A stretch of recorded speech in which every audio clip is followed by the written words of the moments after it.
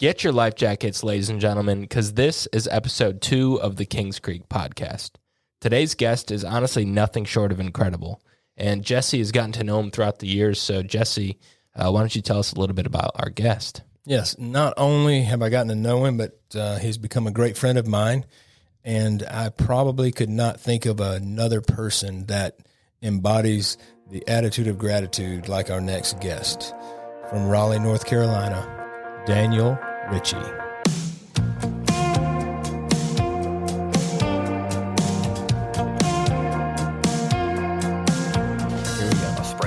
Alrighty, guys.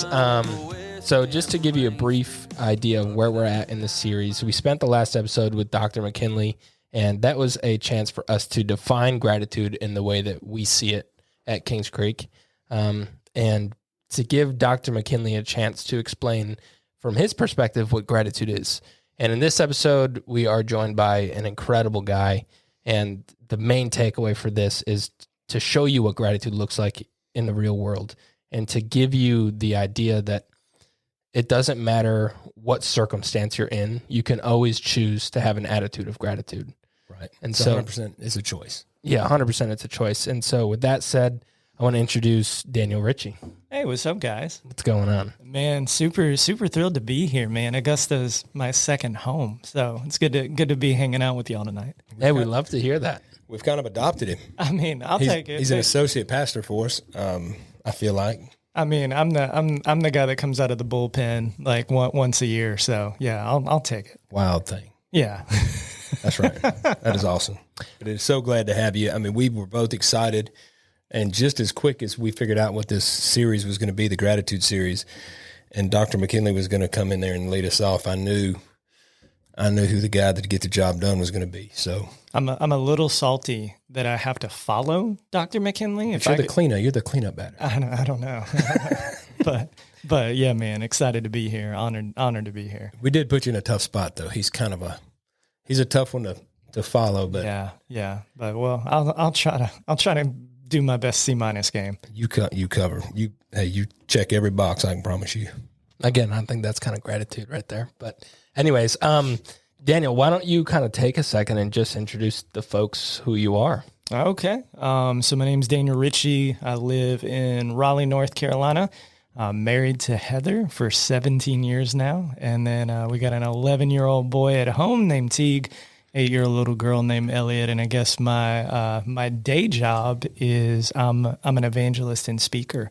And so much of that is just leveraging my story, hopefully to just point people to the fact that it's, man, my story at the end of the day is just it is a crazy story of the grace of God. It has nothing to do with an armless guy that tried really hard and did good with his life, but God really stepped into a mess and changed everything about it. And I want the world to know that same sort of life-changing hope. So that's been, this is now I'll start year 25 of ministry, January 1. Wow. So yeah, man, it's been a ride. Wow. I didn't know you're 25 years old. You don't look it. I'm a puppy. You also have a couple books. I did want to mention that My Affliction for His Glory and Endure being the newest one. And on top of that, you mentioned that you're in school for a master's degree right now. Yep. At Southeastern Seminary, getting my MDiv in preaching. So that'll be a fun ride. Just trying to improve my mediocre preaching to slightly not mediocre. So, but yeah, excited about that journey. That'll probably take me a decade, but bring it on. Yeah, bring it on. Awesome. I can only imagine how little free time you have now. It's not great. No. Yeah. It's not very good. Yeah. And who knows if I finish the degree, but I'm really gonna try. Well, that's all you can do is try. But yeah, we're super grateful for the time. I know you made the drive down here to do this with us today, so I know Jesse and I are both super grateful for that. Yeah. Why don't we? You kind of mentioned your story. Why don't we just start with that? Yeah. What's so different about you that our listeners can't tell by your sophisticated voice? I mean, I think the Kings Creek people would appreciate the massive beard that is hanging from my face right now. That's a big differentiator. The floppy sleeves, that one kind of sets me apart. Working on that. Yeah, between those two things, it's like, was he a lumberjack that something went terribly wrong, or but no, so I was born without arms. I think that's the obvious differentiator in the vast majority of people I meet day to day. Right. Maybe to start your story and give you kind of something to build from, and to give our listeners something to, I guess, maybe start to muster over in their brains a little bit. Yeah. The conversation that ended with, "Do you want us to let him go?" Yeah. So I was born without my arms, but that even that aspect of my story was like just straight surprise. My mom had a healthy pregnancy, 2 ultrasounds, in the process of that, they didn't catch my disability at all. And so the moment I was born was the moment that they knew something was up. And then, immediately they knew there was more going on than just my armlessness, because I wasn't crying. And so they were trying to see if I was breathing. I wasn't breathing. Doctor tried to find a pulse, couldn't find a pulse. And so the very next words out of his mouth was he turned to my dad, and then, he showed me to my dad so dad could see that, just what my situation was. And then he asked my dad, "Do you want us to let him go?" And man, praise God, dad didn't mull it over or panic or anything. He just very simply just told the doctor to do whatever they could to try to revive me. And so I think mom and dad said it was probably less than 90 seconds. They worked on me, brought me right back. But that was my welcome to the world moment. And I think that was kind of that was the glimpse of what was coming down the road, in the years to come. Right. And I think, and Mike, you can attest to this too, that the thing that sticks out with me in this statement is very easy to start comparing yourself, which is something we're going to get into as well, with the situation that you're in. But when you dive deeper into the conversation, I just can't imagine as a father being put in that position, and not, for one, the first thing, and I'm very grateful for the attitude that obviously that I think I have, it would probably be, I would have answered him with a little rage, I think. Yeah. I'd probably answer the question with a question. Are you kidding me? Have you lost what is your job? You know what I mean? So, but I do understand from a medical standpoint, and historically, maybe what he had been through in the past and what was customary, is something that obviously as believers, we don't, that's just it's not even a question. So, but now as a parent, I'm thinking to myself, gosh, I don't even have time to think about what I would do if I were in your position. Then I'm thinking about it as a parent, what would I do, if my son or daughter, if I was put in that spot. That's what's rolled around in my brain now that, I'm a daddy of 2. Like I could not imagine the whiplash of going in. You're like, all right, this is it. This is like my son's about to be here. This is going to be the most joyful day of my life. Let's go to that, right? To just the absolute, just bone jarring, just shift of everything. And just like shattered expectations. It literally, you want to talk about a house of cards that collapsed in 10 seconds. That has to be what went through my parents' minds. Cause it's like, I've got an older brother that he's 6'5", 220 in the U.S. Army. Like he does bomb disposal. It's like, he's a bad dude. And so They were just like, we're going to have another one of those, and so, to have the 9 months of expectation of this is what we're going to get to that moment. Part of me is just like, obviously like dad's character came out in that moment, but it's just like, I don't even know how you could croak out words, in the midst of that to me, I think is the most remarkable thing in that moment was like, dad didn't buckle in the moment. He just man, he stepped right in a very simple sentence. But, that was also, I think that was the glimpse of what was to come. He was always like my advocate, my fighter, we're going to do whatever it is that we can do to try to make this work. And so I think even that picture in that moment was the glimpse of what I was going to have moving forward. Wow. Yeah, it's incredible. I don't even know what the words to say. Yeah, as a father too, I was thinking about it, and I'm sure that made, when you had your first child, I'm sure that moment was like just an incredible moment to experience, regardless of the fact.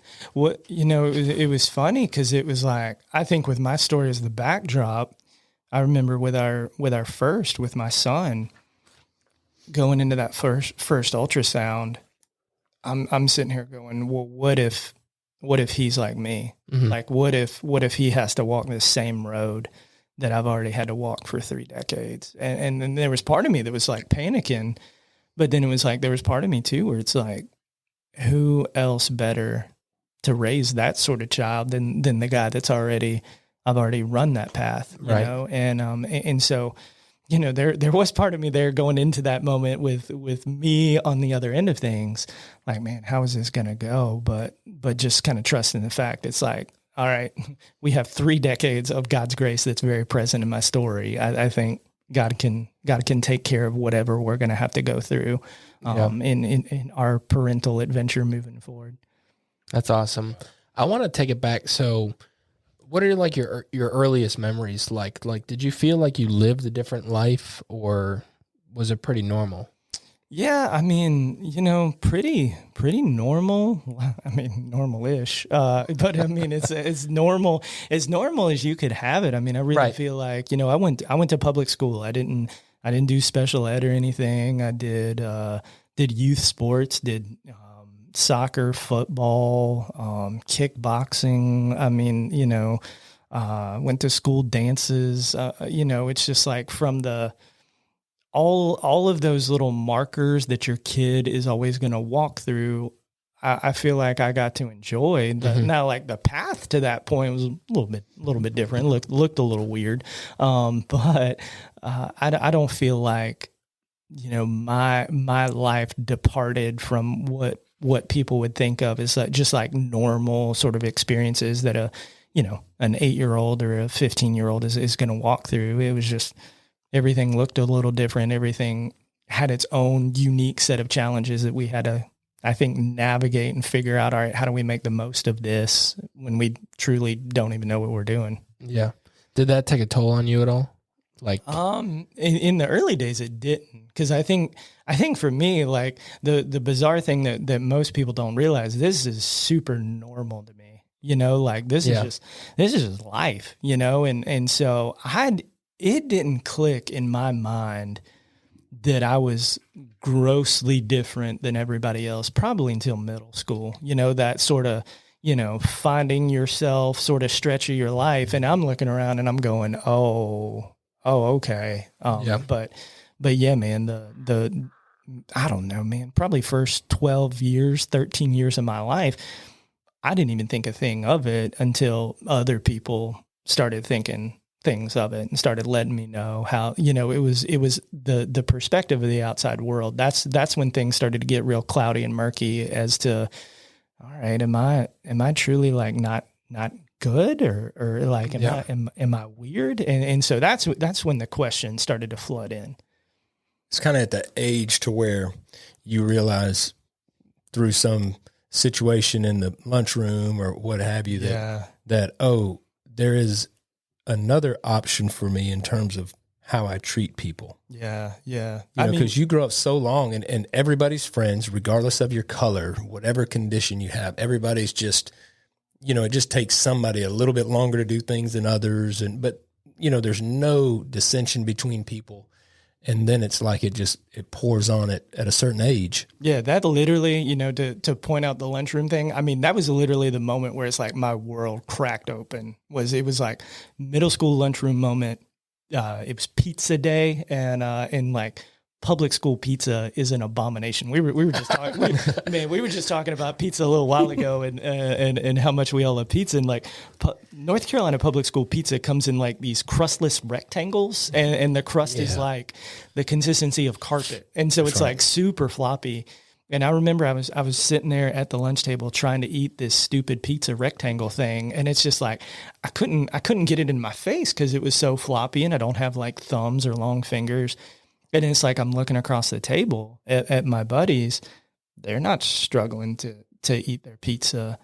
And then it was like I looked around in this big middle school cafeteria, probably, I bet you it was 300 other students. And I'm going, I'm the only kid right now that is struggling to eat this pizza. And that was the moment for me where it was just like, it got real dark real quick. And it was like, oh, this is the rest of my life. And that's when it started to get real dark, real heavy, real fast. Right. And I think that's, for us, it's understandable. Yeah.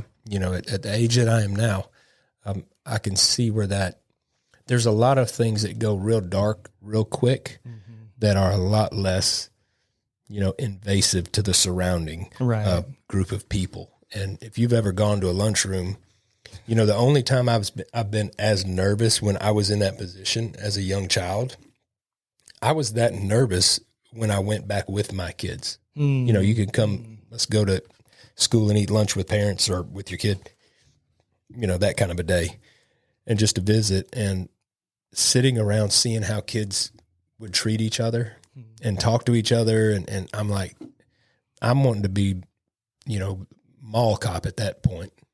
I'm wanting to go around there. All right, point out all the ones that are causing some problems. Let's go ahead and handle this real quick, because I don't want you guys to have to go through that. But it's interesting how you can easily just call that particular memory back and see how it has impacted your life. And I think that is something that we have totally taken for granted in this country, is as bad as it sounds and as bad as bullying and all of that situation is, it has molded some fine people knowing that bad side of things. Now, this is not an endorsement to bullies by no stretch. I think a lot of people share the sentiment that you're saying, but it's hard to express without sounding like a crazy person. Right. Just give me the opportunity, or give kids the opportunity to have to dig a little deeper. Because I can assure you, if everything would have been just, cakewalk for you, you wouldn't have seen, not only a need for you to stand up for yourself, but ultimately the need of a savior. If you could do it all on your own. And I think that, if they would have let me at my daughter and my son's school just clean house real quick in the lunchroom, I think we would have had a whole school full of kids that wouldn't know how to solve problems. Yeah, we'd probably be doing this podcast interview from prison. So we would. I'd be zooming you. glad you didn't go that route of giving middle school kids a bunch of swirlies. So Praise God. Good job. Yeah, and so I guess maybe to echo a little bit of that, it may be flip, and I don't want to give everybody too much of the book away, because if they don't read this, I don't know what's wrong with them. But anyway, there's a few things here that will rip you in half as a human being. And here are some of the statements to me that, growing up with a different ability. I don't know why we choose words the way we do, but it's not, I would just like to think of it as a different ability. But not only did you have to deal with that, but when my parents and I were asked to leave a restaurant because I ate with my feet. Yeah. Your dad is a saint. Hey man, we got some Olive Garden gift certificates out of the whole situation, so that worked out well. Got a lot of never ending pasta bowls, but that was, again, it was just. I remember sitting there, and that wasn't the only time in my life I've been removed from a restaurant, because of that. But it's just like, there's part of me where it's like, what else you want me to do? You gonna feed me? Do I gotta tip you extra? It's just like, I don't know what what people's expectations are, much less. I fully understand that you don't meet people like me on a regular basis, and most people don't even have a category to like process that certain situation even through. And I think people just automatically default to, all right, well, let's just remove the problem from the situation instead of trying to work through it or work with this human being or try to understand, why I'm there and what I'm doing. I think most people just immediately default to, man, it's almost just like the nuclear option. And, it leads to some very teachable moments. I mean, I had that happen to me. It was Heather's, I want to say it was like her, it was my birthday. I went to go get Mexican food and I was just getting it to go. And the dude just gave me up one side and down the other while I was paying with my feet and while I was getting the food with my feet. And I'm like, bro, happy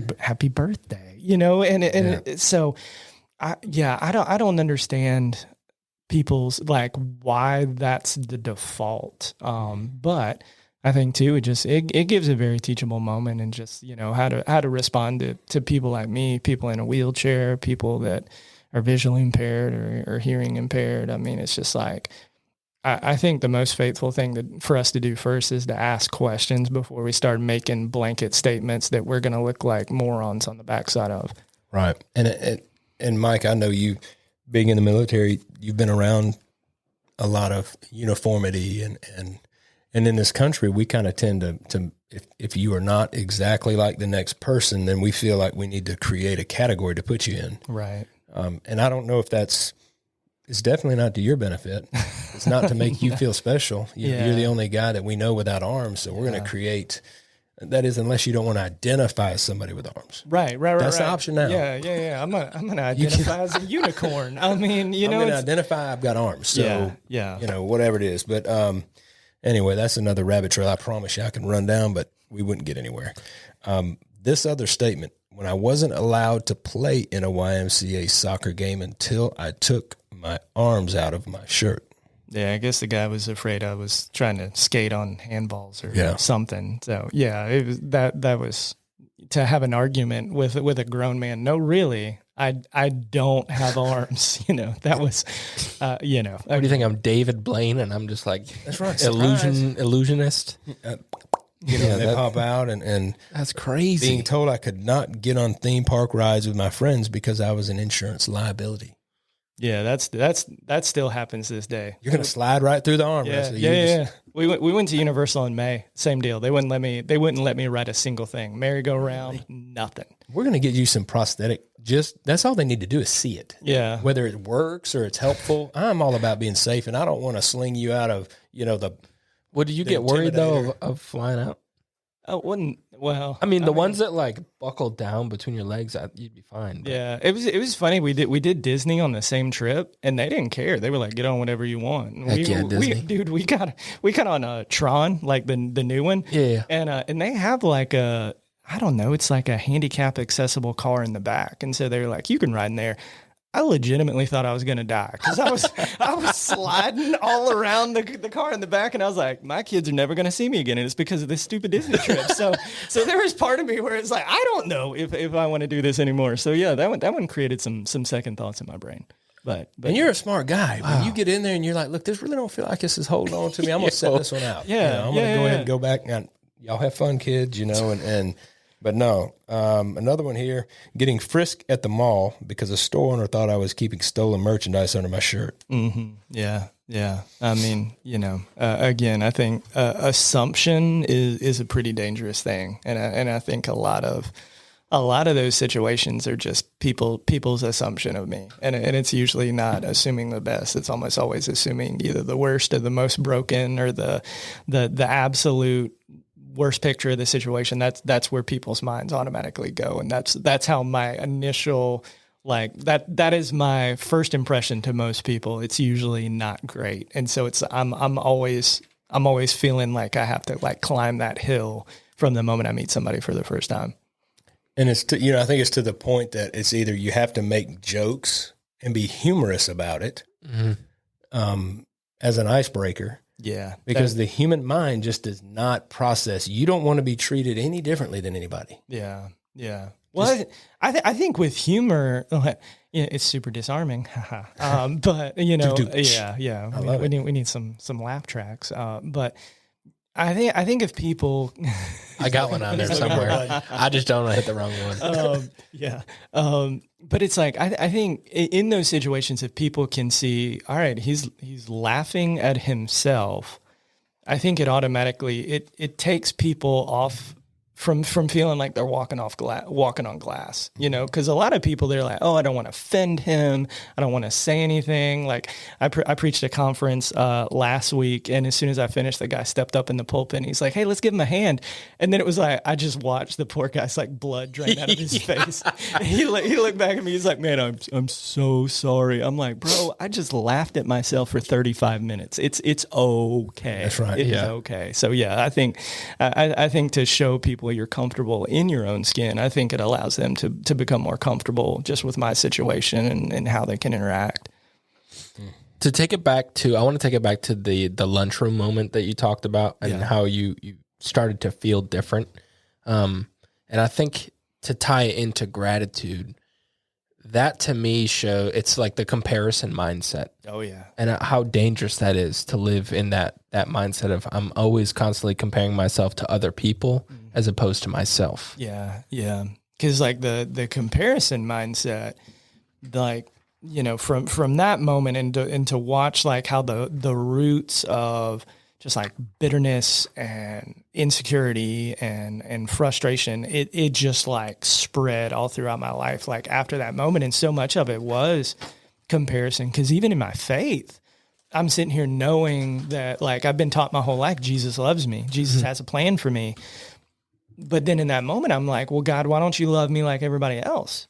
Like you love everybody else and you gave them two arms. Like where did I screw up? And so that was like a poison pill in my faith. Like, does God really love me? And that was like from 13 to 15, I was just in this spot where I'm like, clearly he doesn't. Like clearly, because I'm just looking around at my circumstances and I'm going, yeah, maybe Jesus loves me is true for everybody else, but it cannot be true for me. And so that was really like the real quick slide down, just in terms of self-worth and identity and hope. Like that comparison trap, man, it ravaged me. Yeah, I think that's a great way to put it. It's a trap. And it's so prevalent too. I mean, the idea of keeping up with the Joneses is everywhere. And I think social media, as great as it is, it also is great at, I guess, bolstering that idea of keeping up with the Joneses. Yeah. Oh, you don't have the next iPhone? You're a bum. Yeah. You're like, what are you talking about? Why do I need the next iPhone? Yeah. But, and it goes on beyond that too. It's not just, it's about like characteristics of oneself. Like, are you not working out 5 times a day? You're a bum. And it's such a trap. For sure. It is. And I feel like, one thing that I always have told myself because everybody I think, has a tendency to fall into that little pitfall. Just being able to recognize it as soon as you can and say, what in the world are you thinking? That does not matter. Yeah. But it's kind of like what I tell myself is comparing yourself to others, maybe for success or to deem whether or not you're considered a success is so crazy considering the fact that there's always another person there. The person's always changing. So it's a moving target. Right. And so there's no definitive, there's no absolute. The absolute is whatever you're feeling at that time, whatever you can identify with. If you're an avid hunter, it's always going to be the people that you deem to be the most successful hunting. It's going to determine whether or not you're successful until the next person kills the bigger one. Right. Now all of a sudden you're comparing it. And so it's something that goes on and on. To me, it just leads to confusion. And we know overall our goal is to not live a life of confusion. Right. And so that was something that I had to start programming myself to say, well, I'm going to limit my success if I compare myself to another human being. Because who's to know or who's to say that the person that I'm comparing myself to is not creating a ceiling for me that I was meant and made to get above and beyond. Yeah. Yeah. So you can shortcut yourself in the same sense if you're comparing yourself to somebody maybe not lofty as God has intended for you to be. Yeah. Yeah. And so it's hard for me to figure out why that's such a difficult thing, but we all continue to do it. Well, Yeah. I mean, it's just like, if we know somebody's already like walked that path, or, to your point, like business success, hunting success, stuff like that. It's like, if we see they've already blazed the trail, well, then I can just follow behind them, and then I don't have to catch all the heat. I don't have to fall in all the traps and make all the mistakes. Like there's a sense of, I think, fear that it's just like, all right, God designed me to walk this path that's going to look somewhat similar to others, but it's also going to diverge at points. That's scary to know that it's like, all right, I've got to walk this path with the sets of skills and abilities and relationships that God has given me. And the only person I have to trust in this moment is Him. I can't look to anybody else to blaze that trail.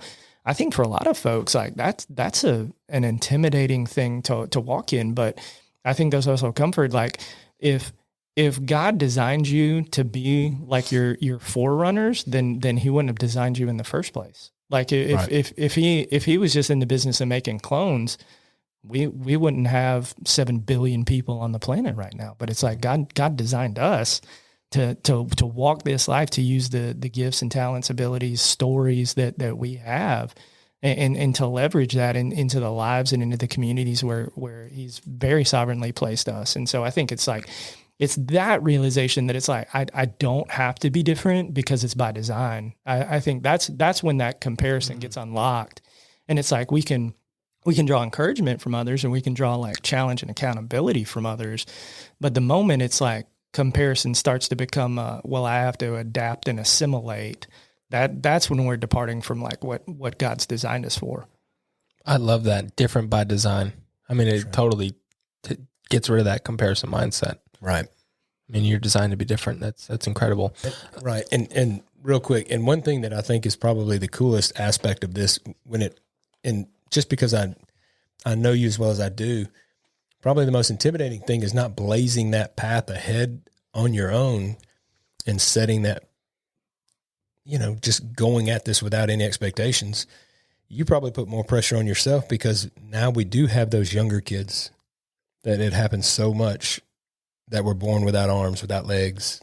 Now they're looking to you. Yeah.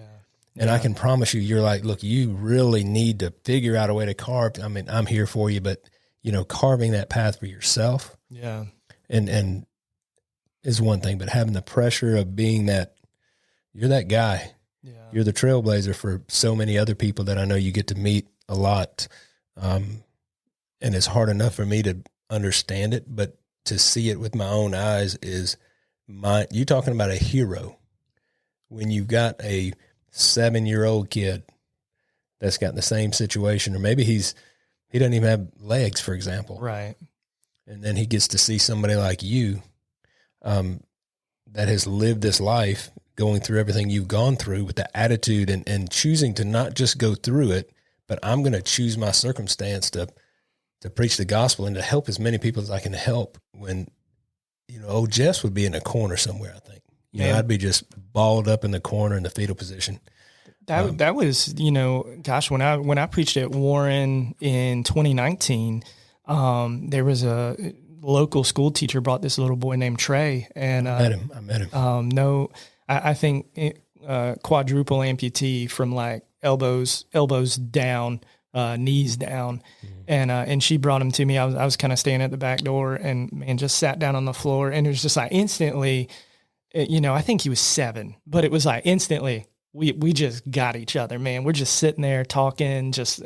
We're talking sports. We're not talking like the armless thing, but it was just like in that moment, there was just like this instant like empathy, community, to know that it's like, in my situation, sometimes it feels like I don't have a people, I don't have a group or a bucket that I fall in, but it's like in that moment, like, even though he's a quarter my age, for me to look at him and go, all right, you're my people. And likewise for him to be like, okay, well, I don't have to walk his path, but I can see he's 3 decades ahead of me and he's all right. So maybe, just maybe, this is a part of my story. If I can give if I can give them the glimpse of what the path looks like moving forward, even though our paths are going to go very differently, if I can give them the glimpse of the one that gave me the hope in the midst of my whole life, if I can give him just that one little shred of gospel hope because of what Jesus has done, man, then bring it on. Cause it's like,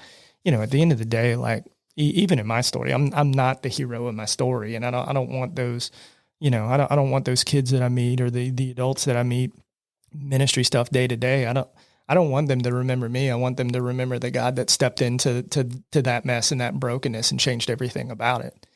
He used so many people in your story too. And I think you do a great job in highlighting that, even highlighting your parents and what all they did to stand in the gap for you and force you to learn things, to do it the way that everybody else did it, not a special way for you. Yeah. It's something that always resonates with me. And I also feel like in the back of my mind, when you met this young man, it was such a beautiful situation. Anyway, I happened to be up there when that happened, and you're more likely the one to say, God, you could have given him legs. I mean, come on, man. I mean, I can help him with the arm thing, but you had to take his legs. Right. You know what I mean? And that's kind of your attitude. It's not like,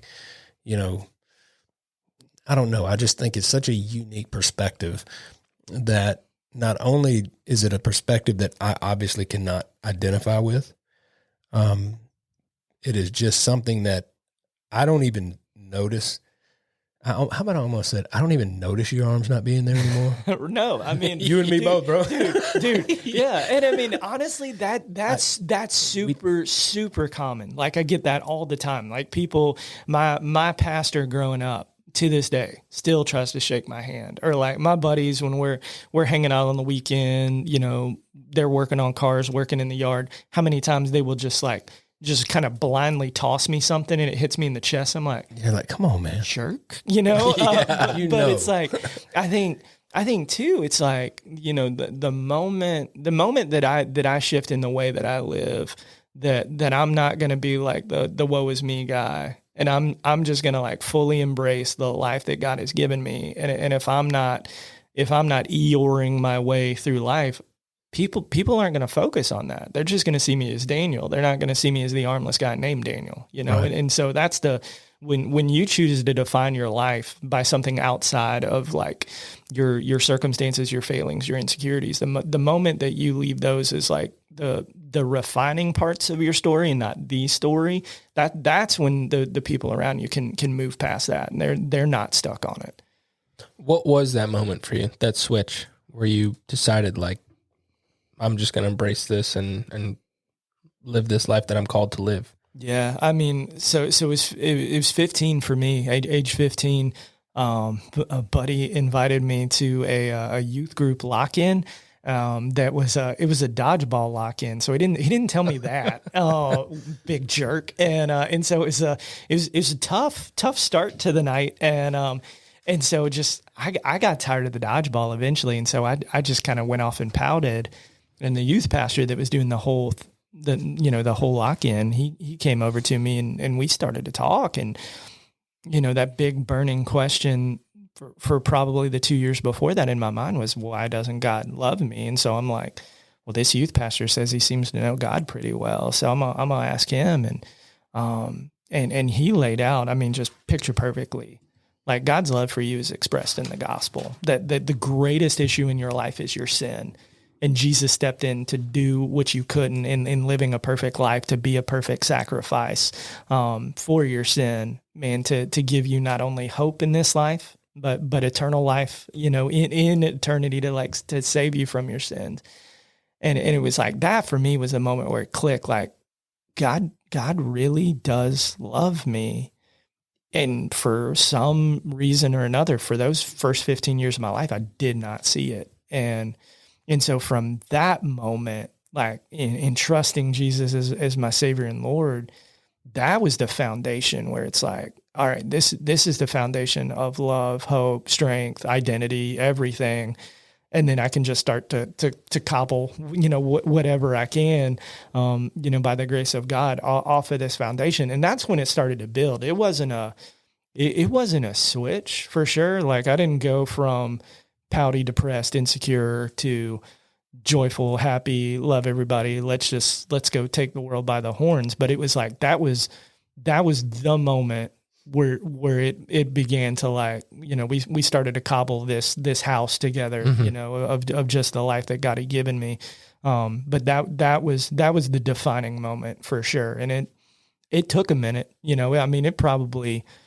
it took years for me to like finally be in a place where I was comfortable in my own skin, but that's when it began. Yeah. I think that's an important part to that story too, because a lot of people think it's like a switch. Yeah. And it's from 0 to 1, and it's not. I mean, you gotta, like you said, kind of cobble it together and build the house stick by stick, stone by stone. And that was kind of like I think part of me, and just being an ignorant Christian, it's like I go to bed that night, and then I wake up the next morning, and I was kind of like looking at the sleeves, and I'm like, where'd my arms go? Dang it! Yeah. Why aren't they here? Well, I don't know. I was like, Lord, you're not gonna fix this, and so there was kind of part of me there that was a little salty there for a minute, but then it was like, in the days and weeks to come, is like guys are starting to pour into me. That was the realization. God could change your circumstances. I mean, He makes lame people not lame, blind people see, dead people not dead. Like He's done plenty of that miraculous stuff. He could do that, right. But fully capable. Yeah. But they were like, part of your story could just be this, and what God has given you is the means to navigate it, and not just the remedy of the physical situation. God's giving you a means to navigate a less than ideal situation with pretty incredible, just like God-given joy and hope and peace. Yeah. I think Denzel Washington, of all people, he was given some speech, and he said that if you pray for strength, do you think God's going to give you strength or an opportunity to exercise that strength? Yeah. And I think that's exactly what you're saying right there. So it's absolutely. Like, if you pray for one thing, maybe He's just going to give you the opportunity, like to express it or use 100%, it. 100%. So, right. And I think it's important too that, we were talking about how the circumstances don't define your joy. You talk about that in the book too, some, but there's still hurt. Yeah. It's not like, and I think that's one of the main things that I guess my goal when we decided and we came together with this was, I think far too many times, people that are in a pretty good spot that are trying to help other people, at some point they lose the connection with the people that are different from them. Yeah. They don't realize that it takes a little while to get yourself in a position to start making good decisions, or to start, like we're talking about with gratitude, to start making healthy choices to promote, that type of an attitude.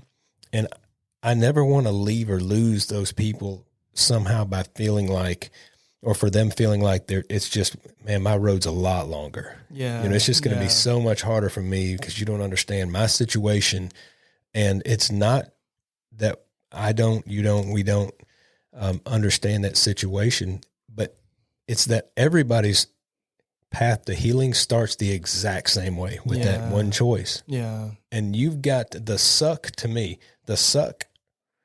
has got to be worse to you at that point, to where you want to beat it. Yeah. You're like, I'm tired of feeling this way. Yeah. I'm a firm believer that there's no gratitude without grief. Right. That you're not going to live a life of gratitude if you're in my situation, or if your marital situation's not great, or financial, or, just whatever your thing is. The worst thing you can do is to just act like it's not an issue and like block it out and just try to like move on and act like everything's fine. I think one of the most faithful things you can do first is just to grieve it, to like lament it. I mean, what is it? 30% of the Psalms are just like the picture of, God, my life is not going how I planned. God, this is really hard. God, my enemies are going to kill me. God, I don't have anything right now. Like, Lord, where are you? It is this very heavy, like, grieving process. But out of every single one of those, like when you can grieve like what is not right in your situation, and to push, yourself to like this greater dependency in God, to see the tentacles of grace, that are present in your life, even in the mess, even in the grieving process. That's what allows you to move forward. If you're just trying to like just paint a smile on and grind through it, you're never going to live a life of gratitude. You're always going to be bitter. So I think like for people in less than ideal situations, I think step one is like grieve it. Like it's okay to cry. It's okay to like be frustrated. Like God can take your anger. God can take your frustration and your brokenness and your weeping, because he's right there. Like he is right there to listen, man, to lift that burden. I mean, he says that over and over to the disciples. And so I think step one for us in gratitude is like in the midst of my mess is to grieve it and to let the Lord bring healing. And that's what allows us to move forward and to begin to see just his grace, even in the midst of my mess, and how I can extend that same grace that he gave me in my hurt, how I can give that to others. Right. I think that's, one thing that I've got a few quotes that I have written down that I have always circled back to with you. And I guess they just stand out to me, but, my body was willing, but my heart was weak. Mm-hmm. Oh, 100%. And for some reason that just hit me. It's like my physical body was willing, but my heart was weak. Yeah. Cause the aspect of my story, like physically, like I don't feel like I've been without, I've led a full life, got an amazing wife and kids and ministry, and the body wasn't the issue. It was always the heart. It still is the heart. In a lot of ways, just, I mean, even today, like, just continually fighting against comparison. I mean, that's just I think especially for us as men, to preach that reality to ourselves every day, because the moment we think we're fine is the moment we're not. And, right. And so I think that even if our body does start to fail us, it is to realize it is our heart that can lead us into pretty terrible places, and to always be able to point out that weakness in the midst of our lives. And that's true for you and I both, Mike, that nobody's exempt from that. It all comes back to the heart. Yeah. Our physical bodies, all three of us have got physical bodies. Mm-hmm. You can't deny that. And our bodies are willing, but our heart is what gets us in trouble. Yeah. And it's also thankfully what creates situations for us to try to improve situations. Mm-hmm. And I think that if I was, without comparing myself, where I go a lot of times is if I had the mental capacity of Mike, the way that he is at his age,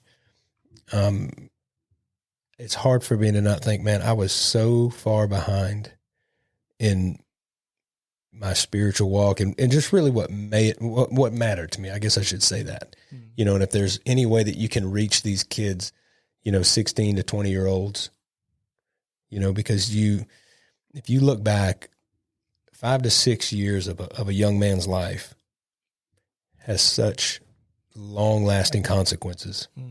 And that's really when you need to stand in the gap and you need to really dig your heels in, as a mentor or as a boss, if you happen to have them working for you, if you're not taking every opportunity to try to get to the heart, but we try to reel people in based off of everything else other than the heart, because it's not really socially acceptable anymore for us to talk about that. I kind of lean into that a little bit more than I probably should. Fortunately at our company, I kind of am our HR department. You get to do what you want. So, they do tell me, a lot of the people here always tell me we need to go to HR about this and see, because there's no reason why you're saying this or acting this way, but it's kind of a fun part. But anyway, that was something that's always meant a lot to me, and I just want to let you know that that's pretty cool that you admitted that and talked about that. And one of the things that I was reviewing the book. I've read both of them. I was reviewing the book and it brought me back to a story, Mike, that I was actually just writing it down to tell you, because I was going to tell you he's very hypersensitive about the fact that he does not have his arms. So we probably need to really tread lightly on that. And, don't get me to cry on the podcast, man. We don't want tears. That's right. But he says something that was really cool. In kindergarten, doing everything the other boys and girls would do or could do, including climbing on the monkey bars. The one bonus was that he didn't have to worry about falling off and breaking his arm. True.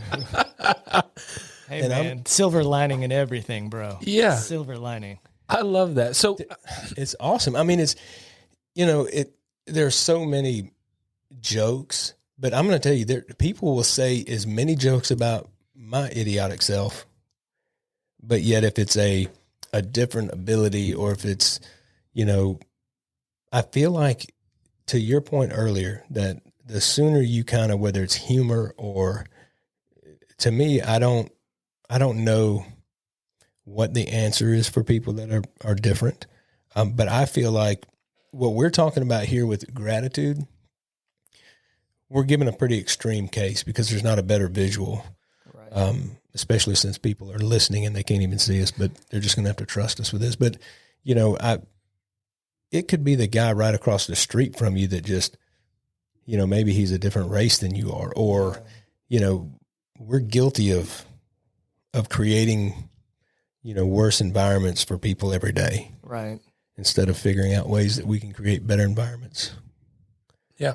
One question I wanted to ask was, we kind of said like it's the heart that we have the trouble with. And I think to that point, gratitude is a choice. Yeah. And so how do you keep choosing gratitude? Like we both think that you're a great example of someone who chooses gratitude every day. But as someone, you'd have to. Yeah. I mean, you have to. To me, to your point. Yeah. Yeah. Yeah. It blows my mind.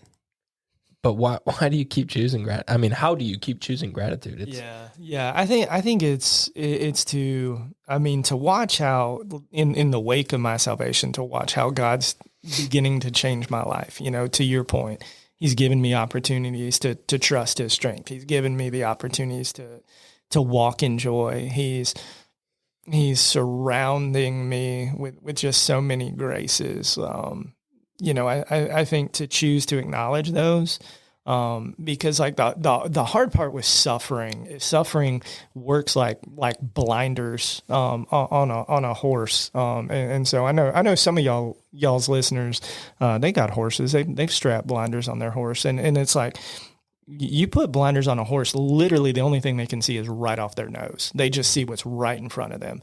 Suffering works the exact same way with humans. Like, all we can see is that. We can see the darkness, the pain, the broken expectations. It's really hard to see anything else. And so I think that in the midst of our hardship, to be people who are grateful, to be those who are making that choice to walk in gratitude is to peel back those blinders and to at least look around and see, what, at the end of the day, like in my situation, yeah, sure, I don't have arms. God gave me two really good parents, or God gave me this great group of friends that He surrounded me with, or my local church, or there are little bits of grace that's present in every single one of our lives every single day. We have to almost groom ourselves to spot them, and to pull ourselves back to them, because if we don't, then we're just people with blinders on all day, every day. And we just like marinate in our hurt and insecurity. And so I think that for me in my life, like to live out gratitude just starts with like surveying the landscape of my life and just seeing like, all right, God's grace is still very much so a part of my life. And so my response to grace is then to extend it. My response to grace is then to worship and to love and to serve. And so it starts with just our vision, and then it moves to action. But that's where it has to start. That's cool. And that, I have got so many things that I wrote down here that are the more I looked at them, they were so applicable regardless of the situation, regardless of whether or not somebody was born with a physical disability or not, that I want to just touch base with too. Now, your second book, Endure, was borderline getting above my brain wavelength because I'm not quite as smart as you are. I wouldn't say smart. I'm telling you, it's a totally different read, and it probably wasn't that big a deal to me because it was a few years apart. Right. So until I reviewed both of them, then it was like we went from boom to boom, and it's kind of like, oh, now I know what I'm doing now with these books. So now, while I've got your attention, let me go ahead and get you. I'm going to really give you some meat here. Yeah. And so I feel like the second book is pretty meaty. Yeah. And I love that. But it was learning how to live out our faith in an enduring type of way, not just a flash in the pan. Yeah. And I feel like that is where you've kind of kicked it up a notch, I guess, if that's the best way to put it. Not only are you don't want to be looked at as somebody that's just getting through life with a disability. Right. Right. You know what I mean? That's not your attitude. Yeah. When people leave you, it doesn't take long to realize you're thriving. And yes, you did marry way over your head. Oh, yeah. You want to talk about the picture punching above your weight class, bro. Like, I mean, I understand. I did. Mike did. That's one thing that all three of us have in common is that we have all married way over our heads. And I promise you, in your case, you did. But I do know what she got. There was not a better example of somebody that, if you want to trust somebody, is somebody that has kind of lived a life having to trust a lot of people. Yeah. Because I know you probably were pretty guarded for a long time, and probably pretty insecure about opening up about things other than maybe the humor side of what you have gone through. It's very easy to be the butt of people's jokes. Yeah. Yeah. But, that's also the kid that's real quiet on the school bus on the ride home after a day long of that. Then he's riding home, and when he's by himself, he's still that same guy. Now he's processing all this stuff, so you have to think about that. And that's where my mind goes, that I just have and I shared this with you guys earlier, when it comes to people about making the choice that I want to live with a life of an attitude of humility and gratitude, that we just don't understand because, I'm so different. He doesn't have to deal with what I've dealt with. And you realize real quick in your life that there's only one explanation for how you got through what you got through. Oh, 100%. Yeah. And you're so quick to point that out to people, and you've committed and dedicated your life to doing that. Yeah. And it's something to me that it makes me, as if I don't feel this way enough, like what in the world, you've wasted half your life. Now I might've wasted 3/4 of it after meeting you. You don't do a whole lot for I mean, it's like, when you think about it, like the Apostle Paul wasted probably 3/4 of his life, he pursued, he pursued the Mediterranean dream. I guess instead of the American dream, he's like, all right, let me get the education, let me get the government job, let me get all this authority, all this power, and then I'm going to be a terrible person that persecutes the church for a good chunk of my life. And then on the back end of everything, Jesus saves him and then sends him to the one group of people that nobody wants to take the gospel to. It's like the least glorious calling that you can have on your life. And God used Paul to change the planet in the back quarter of his life. So it's like God can do a lot if you're on the back nine. You don't have to, first tee box, you don't have to be tight with Jesus. You can make the turn, hole 9 and figure it out. Or, That's if right. you're on the 17th hole, God can still take just whatever you have and he can leverage that for his glory. There is no sort of, you've got to have this long of a runway for God to use you to make a lasting impact. You just got to be willing to do something right now. 'Cause we're not scattering temporary seed. We're scattering like eternal gospel seed in the way that we live. And so it's like, it has nothing to do with how many decades we're stacking up. It has everything to do with just, all right, God, I'm going to use today, And so, I mean, man, praise God. Because I know a lot of people that have hung out, quote unquote, hung out at church their whole life, and it doesn't inform their other 6 days of how they live in a week.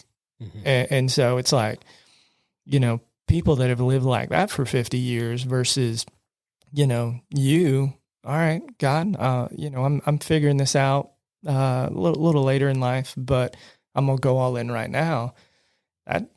God can use that life more than he can use the life that's been hanging around at church for 60 years. Right. And I hope that's something that everybody can kind of identify with, just to maybe to address those that think that they might be a little too far gone.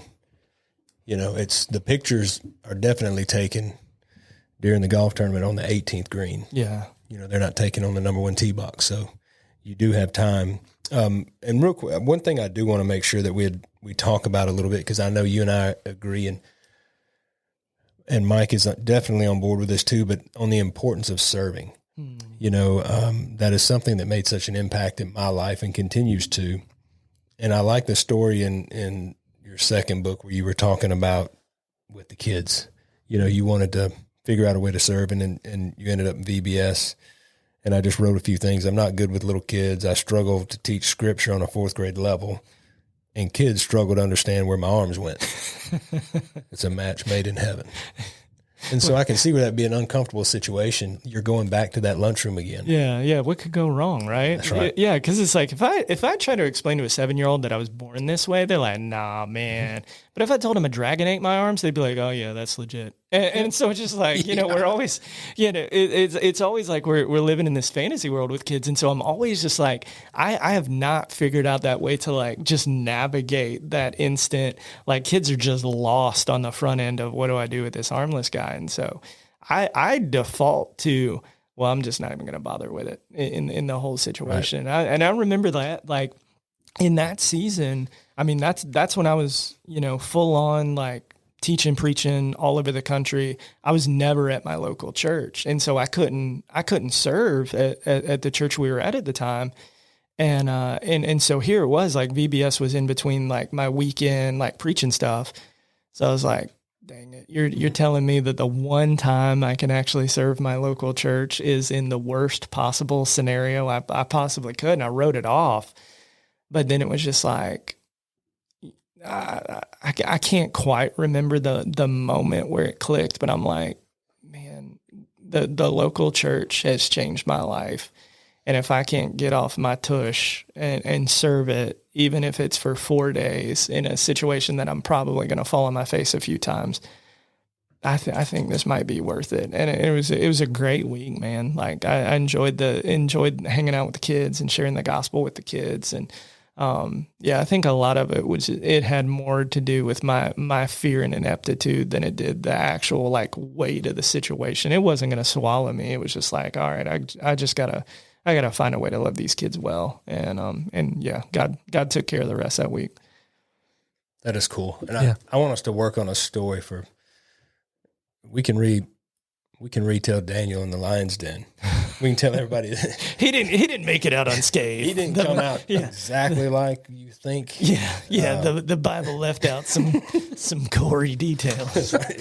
It cost this Daniel a couple arms. All right, Mike, what else have you got? I was just going to ask, like, what does gratitude mean to you? Yeah, I mean, I think gratitude is just, I mean, it truly is like a worship response, Romans chapter 12, verse 1 just says, therefore offer up your life as a living sacrifice, which is your one acceptable form of worship. And that comes right off the heels. The end of Romans 11, it says, for from whom and through whom and to whom are all things, to him be the glory forever.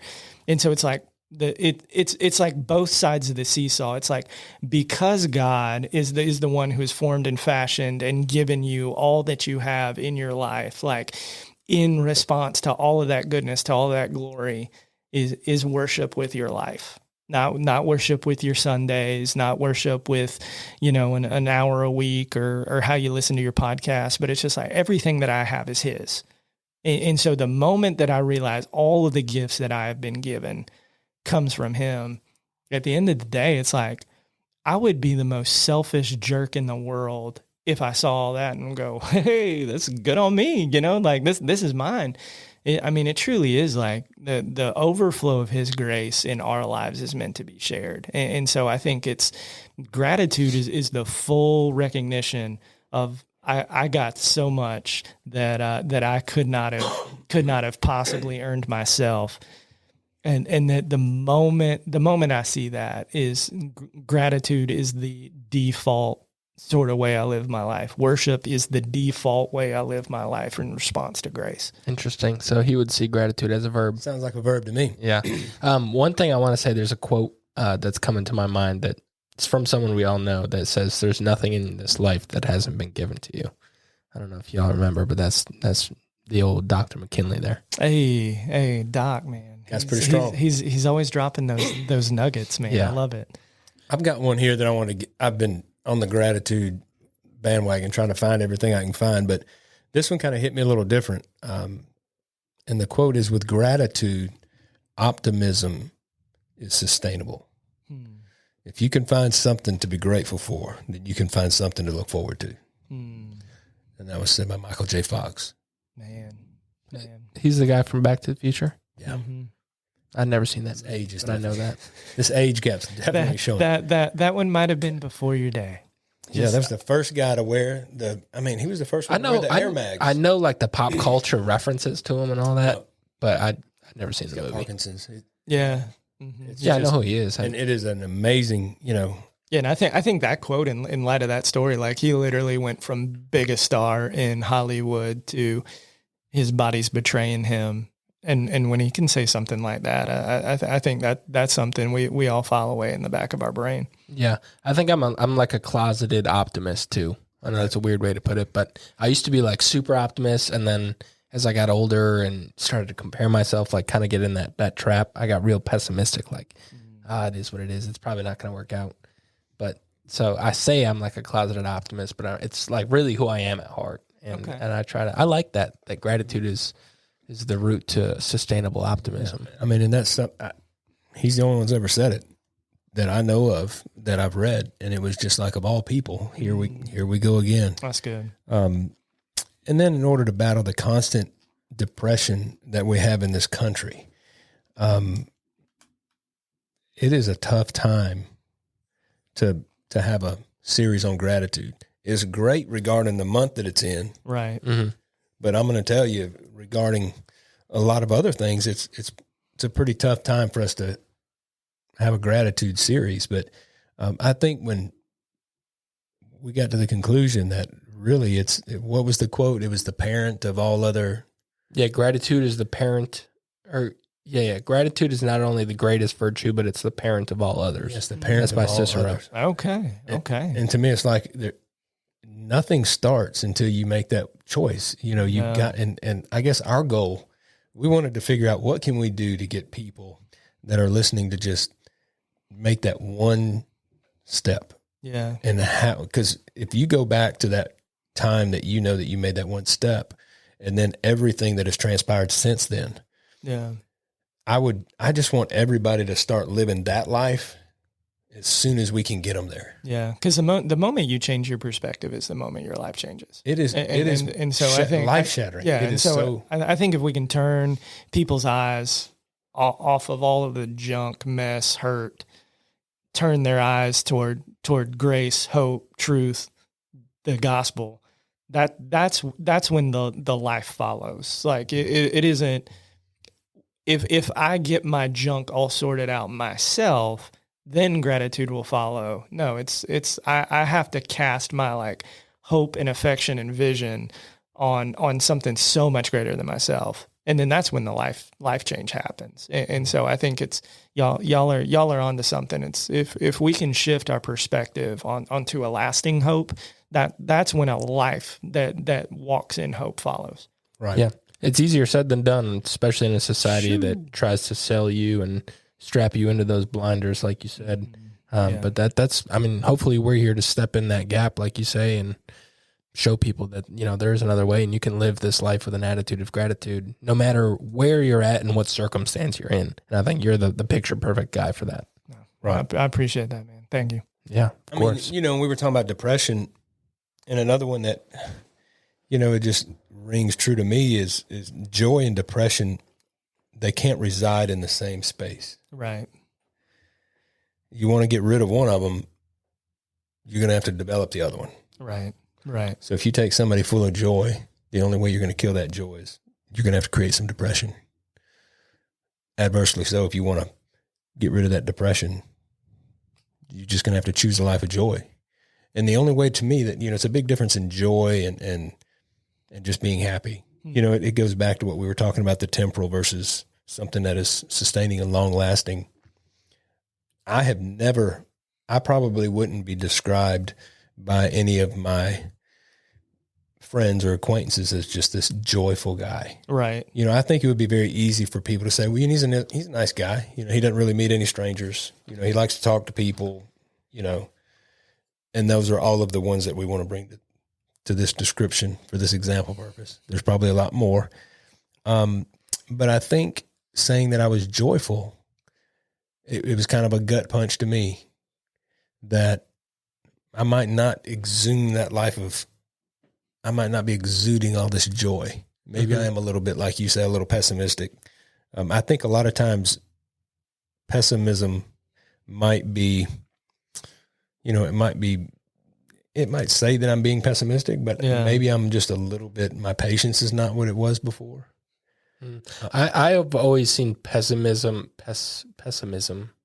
whatever it is. Yeah, you got Sounds it. great. You got it. All right. I've always seen that as sort of a mitigation of a letdown, like a way to manage expectations. Right. That's what I've always, like, that's what it was to me. Yeah. And it was like, if I can just tell myself that it's not going to go good, that way, if it doesn't go good, I was right. Yeah. And if it did go good, cool. Like, I got one. I'm one up on the man. Right. Even though you felt the same disappointment. Right.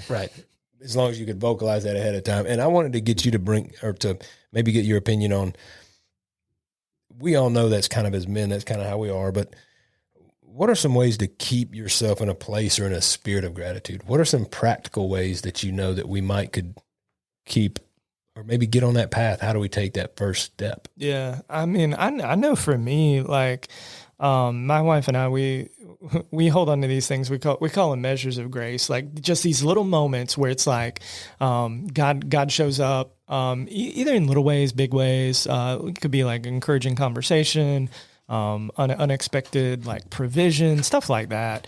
And it's like, we'll celebrate them, you know, either as a couple or as a family. But then too, like I like stash them in a journal at home, and so that way, on those like rainy days or really dark seasons where it's like, man, there's not a lot going very well for me right now. I'll go back to that journal, and then I'll look at just all of the things that God had done in like the weeks and months that are recent to that moment. And so I know it's super probably not the Kings Creek sort of audience vibe that we're going to journal. But this would definitely be the one thing I would challenge people, like to just preach the goodness and the grace of God to yourself, because your problems will have no issues in preaching themselves to you. And so it's like we almost have to be. We really do have to like lock those little bits of grace away so we can pull them back out when we need them for those rainy days. And so I think that is just one of the most practical ways in terms of like gratitude that we can keep that well full and not like bone dry. Right. Jesse showed me this piece of paper, and I want to say that I was thinking of this before you wrote it down. It sounds like what Pastor McKinley, we asked him if he's got a bucket list or about a bucket list. And he said, well, I would encourage people to have a blessing list, which is almost like a new, it's just a different way to say what you said. Yeah. And I think it's a practical step that I have yet to do it. I'm going to admit that. But it's definitely something that I think I'm going to start doing, especially just one or two things a day that you could be grateful for. Yeah. Yeah. And yeah, I think when you can see it in list form and it seems almost imposing, like, man, God really is showing up in a pretty big way in my life right now. That's a great way to like plunge the light of the grace of God into the midst of your darkness. Yeah. I think Steve Harvey even talked about that. He was giving some instruction to some people about wanting to find out if you think your life is that bad, then why don't you sit down and start listing out your blessings and some things that you have to be thankful for. And he said, I'm just going to tell you before you start, you're going to be here for a long time. when you just really drill into it, you're going to be here a long time. That's good. And so one last thing about that I think is pretty cool. One of the many things that I think is pretty cool about you is your agreement and your agreements on service coming from you.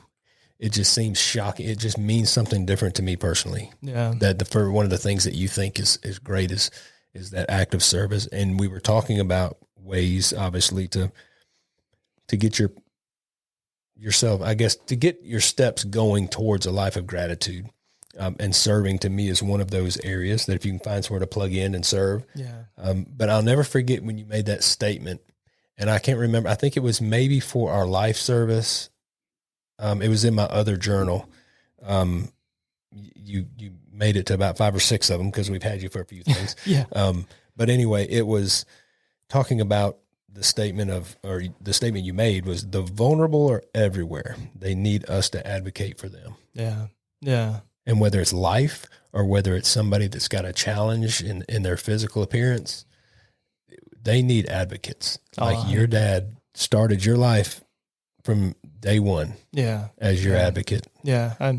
Cause it's like for me, I had the physical advocate in my dad. I had spiritual advocates in a student pastor and a guy who in my local church wasn't involved with a youth group or anything, but personally discipled me for more than a year. We met every Saturday at like this little breakfast joint in the middle of nowhere, North Carolina. And he just taught me what it meant to follow Jesus. Guys who took me under their wing in ministry and loved me and encouraged me. Even now, like I am almost 40. And to have a guy like Dr. McKinley in my life where it's just like, I can just pick up things just by watching him and like, man, this is how I should like serve and love and encourage and shepherd people beyond when I'm like up on a stage. I think it's like so much of just like where I'm at in my story has absolutely nothing to do with me. And when I see the difference that other people have made in my life, again, I think the most selfish thing I can do is hoard it for me. Right. And so to go back to worship, when God has showed up in such a cool way in my life, how could I not want to respond and see that bear fruit in the lives of other people? Awesome. Well, I think that's a great place to wrap up. If you guys are cool with that, one parting question for you. Okay. What challenge would you give to someone listening to this podcast regarding gratitude? Oh man. I think it would be to exhibit it more than anything under your own roof instead of outside of it. Because I think a lot of times like our spouse, our kids, our parents, whoever we live with, they usually get the short end of the stick. And it's like the front facing, like loving, gracious, serving, kind, come around other people. It always happens once we step out of our homes. Wow. And so it's like, if we're doing that, we're missing like the ultimate blessing, of just like, I want to be a positive influence in the people that are going to be at my funeral versus people that I may never see again. And so I think that has to be the focus first. I'm not saying neglect everybody out there in the world. I'm not saying that, but don't give your family your seconds. Definitely be sure to give them your first, and especially when it comes to gratitude. I'd get some of that. Yeah. So well said. Yeah. I mean, it's so easy. I mean, how easy is it to bring the bad home? Oh, yeah. But it's a lot tougher to bring all the good from inside. You know, if you've got good inside the house, I think it's going to exude. It's just going to follow you everywhere you go. Oh, 100%.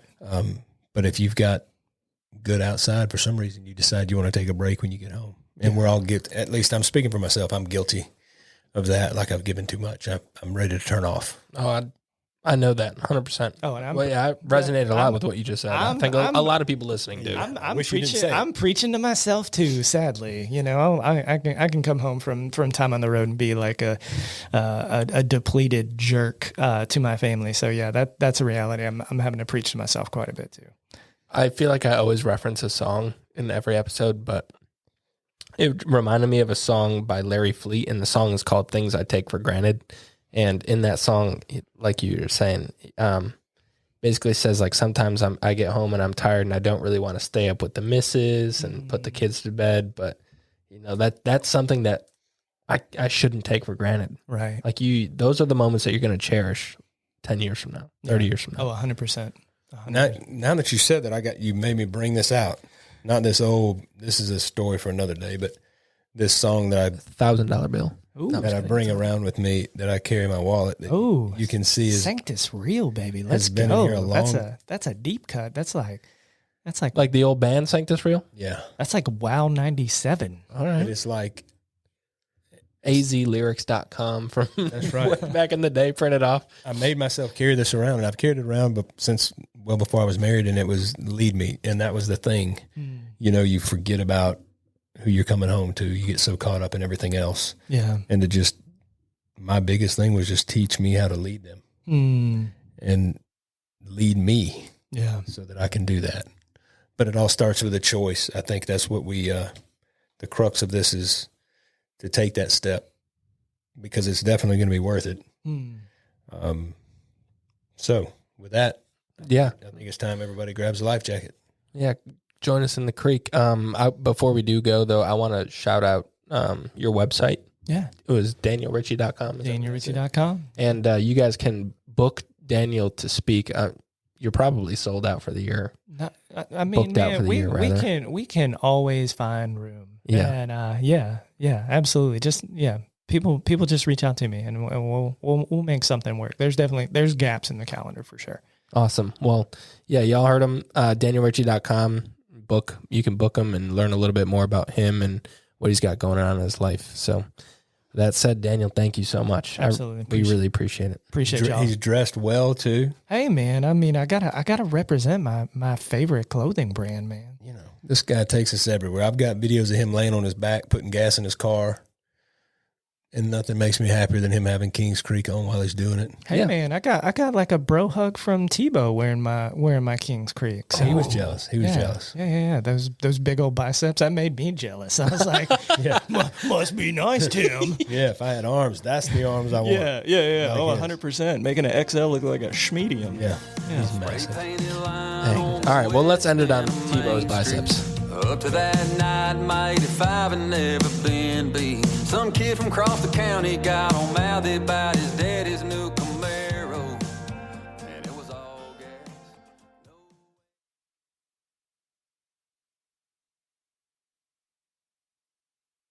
All right, guys, that's a wrap. Thank you so much for listening. If you would please leave us a review and a rating, that is how we get the word out about this podcast. And lastly, go check us out at Kings Creek Apparel. Thank you.